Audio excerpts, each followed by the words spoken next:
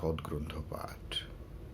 শ্রীমা সারদা দেবী উদ্বোধন কার্যালয়ে প্রকাশিত স্বামী গম্ভীরানন্দের এই পুস্তকের দেবীর বোধন আজকে পর্ব ৩৩ পাঠ করছি।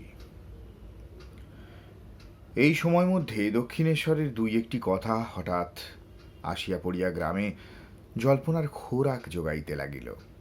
গ্রামবাসী যাহা শুনিল তাহা হইতেই সিদ্ধান্ত করিয়া বসিল যে শ্রীরামকৃষ্ণ উন্মাদ। শ্রীমায়ের মনে বা কার্যে তখন পূর্বের ন্যায় স্ফূর্তি ছিল না। যন্ত্রবৎ তিনি সব করিয়া যাইতেছিলেন, কিন্তু অহরহ শ্রীরামকৃষ্ণের বিরহজনিত মর্ম ব্যথার কালিমা তাহার বদনমণ্ডলে লিপ্ত থাকিয়া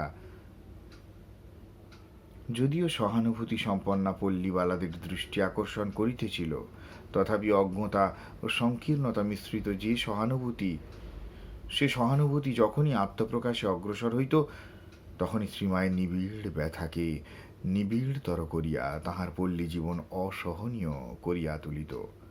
সহানুভূতি দেখাইতে গিয়া তাহারা শ্রীমাকে জানাইত যে তাহার প্রতি অবজ্ঞার পাত্র, আর পরদুঃখে যাহারা আনন্দ পায় তাহারা অঙ্গুলি নির্দেশে মাকে দেখাইয়া বলিত পাগলের স্ত্রী, অথবা সহানুভূতির ছলে নিষ্ঠুর মনোবেদনা দিয়া বলিত ওমা শ্যামার মেয়ের খেপা জামাইয়ের সঙ্গে বিয়ে হয়েছে।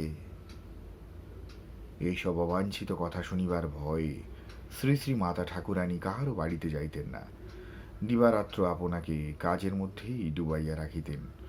সতীর নিকট পতিনিন্দা অসহ্য, তাই তাহাকে একই স্থানে পিঞ্জরাবদ্ধ হইয়া থাকিতে হইত।